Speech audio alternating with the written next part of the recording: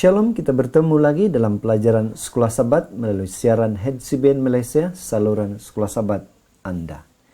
Saudara, kita sudah melangkah dalam pelajaran yang ketujuh, yang bertajuk Roh Suci dan Buah Roh untuk tarik 18 Februari 2017. Pembelajaran kita minggu ini melibatkan ayat-ayat Alkitab yang dipaparkan pada skrin.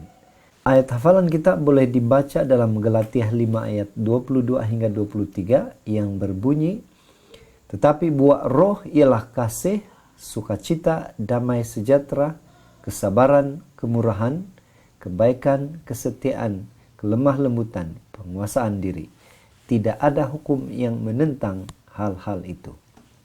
Saudara, sebelum kita mengupas pelajaran ini lebih lanjut, saya menjemput saudara untuk berdoa bersama. Mari kita berdoa.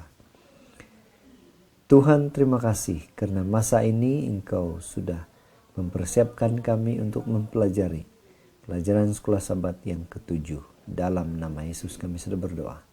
Amin. Saudara, buah dari roh adalah inti sebenar dalam kehidupan Kristen. Ketika Paulus menyenaraikan 9 aspek berlainan pada buah ini, namun ia sebenarnya adalah satu buah sahaja dan harus dilihat dalam konteks keseluruhannya. Buah roh itu tidak memberitahu kita apa yang seseorang itu boleh lakukan untuk Tuhan melalui kurnia roh dan bakat. Sebaliknya, ia menunjukkan bagaimana orang itu hidup untuk Tuhan. Semua nilai yang disenaraikan di dalam Galatia 5 ayat 22 dan 23 ada di dalam Yesus Kristus. Buah roh itu adalah kehidupan Yesus Kristus di dalam diri kita yang dilakukan melalui kuasa Roh Suci. Buah roh itu bukan suatu yang kita capai semata-mata melalui usaha manusiawi. Mungkin boleh saja kita menghasilkan dan mempamerkan beberapa di antara nilai baik melalui perbuatan kita sendiri. Namun itu tidaklah sama dengan apa yang Roh Suci lakukan di dalam diri kita. Apa yang kita boleh hasilkan dengan diri kita sendiri adalah buah tiruan berbanding buah sejati yang Roh Suci hasilkan. Buah tiruan adalah palsu. Dari jauh ia kelihatan sama indahnya, tetapi rasanya tidak terduga rendah mutunya berbanding yang tulin. Buah tulin tidak dikilangkan. Ia bertumbuh dari satu hubungan.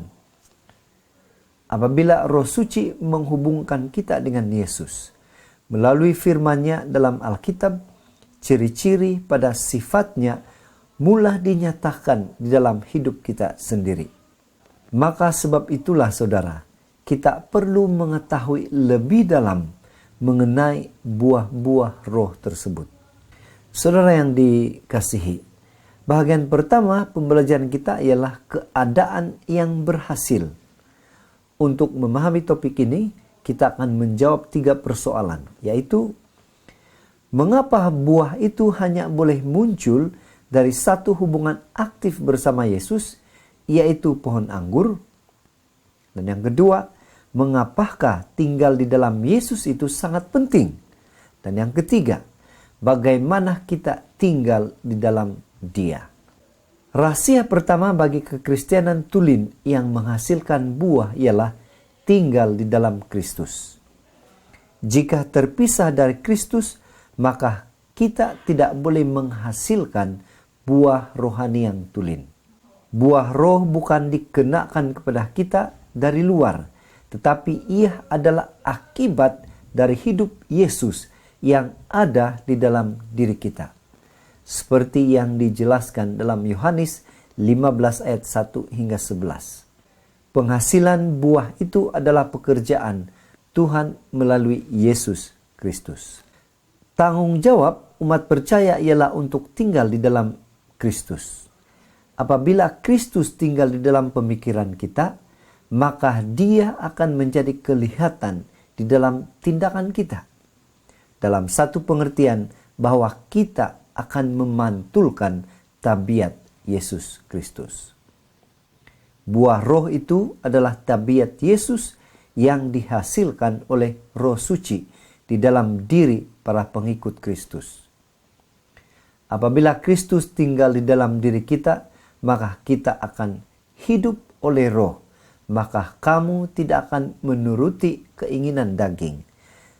Yang dijelaskan dalam Galatia 5 ayat 16. Di dalam kata-kata Yesus sendiri, demikianlah setiap pohon yang baik menghasilkan buah yang baik, sedangkan pohon yang tidak baik menghasilkan buah yang tidak baik. Tidak mungkin pohon yang baik itu menghasilkan buah yang tidak baik, ataupun pohon yang tidak baik itu menghasilkan buah yang baik. Matius 7 ayat 17 dan 18. Buah yang baik adalah buah semula jadi, hasil dari hubungan tetap kita dengan Yesus melalui Roh Suci. Apabila kita bekerja sama dengan dorongan roh dari dalam hati kita, maka buah roh itu menjadi kelihatan di dalam hidup kita sendiri. Tabiat kita akan diubah untuk memantulkan tabiat Yesus Kristus dalam apa yang kita katakan dan lakukan, malah fikirkan. Roh Suci akan memberikan kita kuasa untuk memiliki hidup yang berkemenangan dan membentuk nilai-nilai yang menjadi tabiat mereka yang bergelar anak-anak Tuhan. Itu sebabnya saudara, kita harus memahami hanya tinggal dalam Yesus Kristus akan memperlihatkan keadaan kita yang berhasil. Topik kedua pembelajaran kita ialah buah kasih. Persoalan yang kita perlu jawab untuk mengerti bahagian ini ialah dua persoalan. Mengapakah kasih berupa aspek yang pertama dan terutama bagi buah roh? Dan yang kedua, bagaimanakah kasih membawa kesan kepada semua aspek pada buah ini? Nah, saudara, memandangkan Tuhan itu kasih dalam 1 Yohanes 4 ayat 8. Maka nilai Kristen terbesar ialah kasih. Kasih Tuhan adalah dasar dan sumber bagi setiap kebaikan yang lain. Kasih Tuhan dicurahkan kepada kita di dalam hati kita melalui Roh Suci. Kasih adalah bukti bahwa kita adalah anak-anak Tuhan. Kasih ini adalah jauh lebih besar daripada sekadar suatu perasaan kasih sayang manusiawi. Ia tidak boleh dihasilkan melalui usaha manusia. Kasih ini muncul akibat kita tinggal di dalam Kristus. Kasih ini adalah murah hati dan bukan berupa upah. Di dalam sifatnya yang lemah lembut namun teguh, kasih ilahi akan membawa seorang berdosa kepada pertaubatan dan membangkitkan di dalam dirinya satu kerinduan untuk mendapat sesuatu yang lebih baik. Kasih mempunyai kuasa untuk menyatukan, malah termasuk mereka yang dahulunya bermusuhan. Kita akan boleh bersatu karena kasih. Lukas 6 ayat 27 dan ayat 28 dan juga Roma ayat 5-8 menjelaskan perkara ini.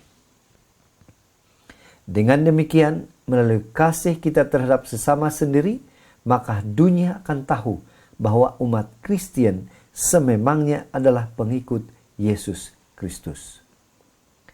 Buah kasih ini juga akan menuntun umat Kristen untuk menyatakan sikap memahami dan bersensitif terhadap orang lain. Saudara, pemberian yang bermutu tinggi sekalipun tiada nilainya tanpa kasih. Kurnia roh tanpa buah roh tidak berkuasa untuk menghasilkan berkat yang Tuhan maksudkan.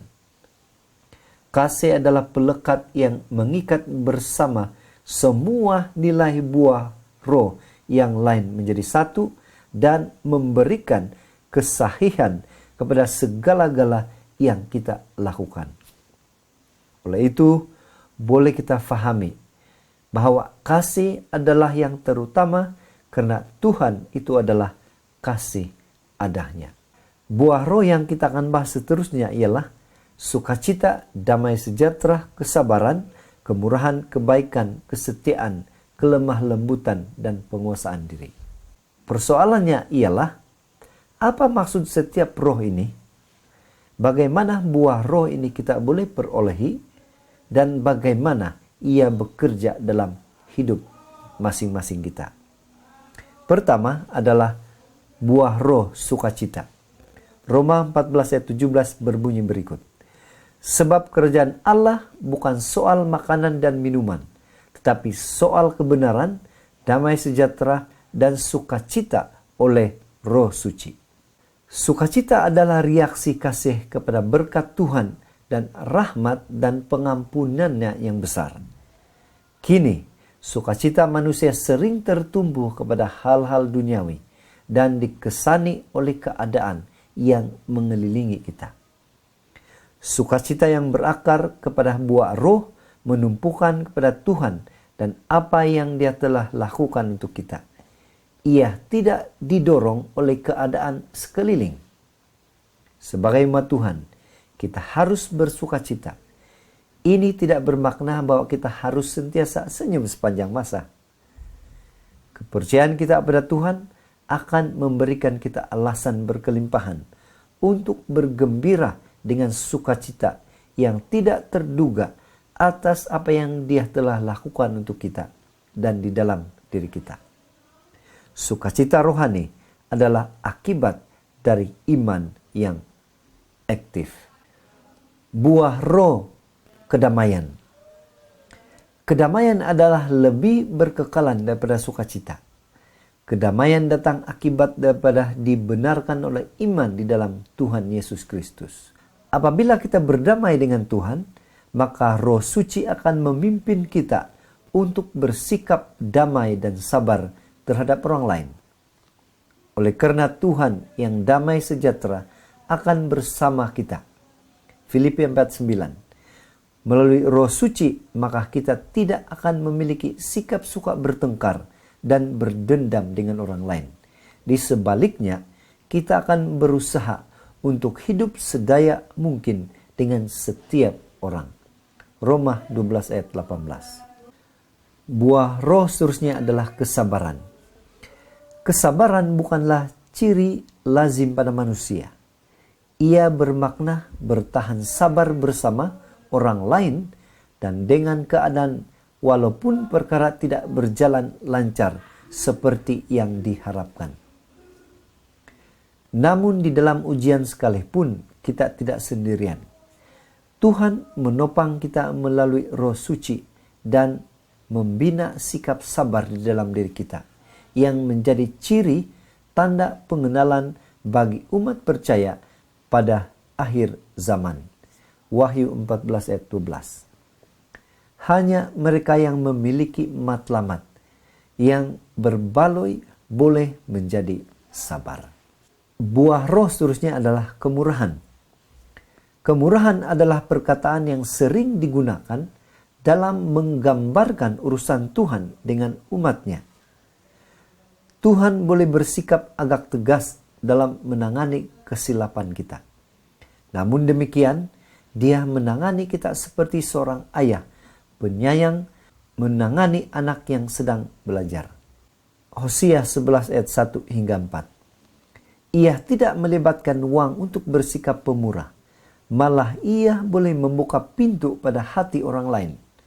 Betapa kita bersikap tegas dengan teguran kita, namun kita tidak perlu bersikap tidak pemurah atau tidak baik dalam urusan kita dengan orang lain, walau apapun kesalahan atau isu yang terlibat. Bertindak menegur dalam sikap kebaikan mungkin berupa satu tanda kebangsawanan terbesar di dalam perwatakan kita. Buah roh seterusnya adalah kebaikan. Kebaikan adalah kasih yang bertindak. Kebaikan yang bertumbuh sebagai buah roh termasuklah pekerjaan dan tindakan yang baik. Ia berupa kebaikan yang ditunjukkan pada orang lain dalam pekerjaan kasih yang praktikal. Apabila Roh Suci tinggal dalam diri kita, maka Ia akan mengalir keluar kebaikan positif kepada orang yang kita gauli. Galatia 5 ayat 22. Apakah dilihat di sini ialah kesetiaan pada watak dan tingkah laku yang dihasilkan melalui Roh Suci. Kesetiaan bermakna boleh dipercayai atau diharapkan. Mereka yang setia akan melakukan apa yang mereka telah janji akan mereka lakukan. Kesetiaan juga adalah watak Yesus Kristus yang disebut saksi yang setia, Wahyu 1 ayat 5. Dan Tuhan Bapa yang berpegang kepada janjinya dan setia di dalam apa yang Dia lakukan. 1 Korintus 1 ayat 9. Di dalam kesetiaan kita akan memantulkan image Tuhan di dalam hidup kita. Adalah bukan hasil yang besar yang kita capai, tetapi motif yang darinya kita bertindak, yang akan diambil kira oleh Tuhan. Dia lebih menghargai kebaikan dan kesetiaan daripada kebesaran pencapaian satu pekerjaan. Ellen G. White, Testimony for the Church, Volume 2, muka surat 510 dan 511. Buah roh seterusnya adalah kelemah lembutan. Kelemah lembutan atau kesopanan tidak bermakna suatu kelemahan. Ia bukan suatu sikap pengecut atau kurangnya kepimpinan. Berbeza dengan hal itu, Musa telah disebut sebagai orang yang paling bersifat lemah lembut hatinya di muka bumi ini. Bilangan 12 ayat 3. Namun demikian, Dia adalah pemimpin umat Tuhan yang berkuasa.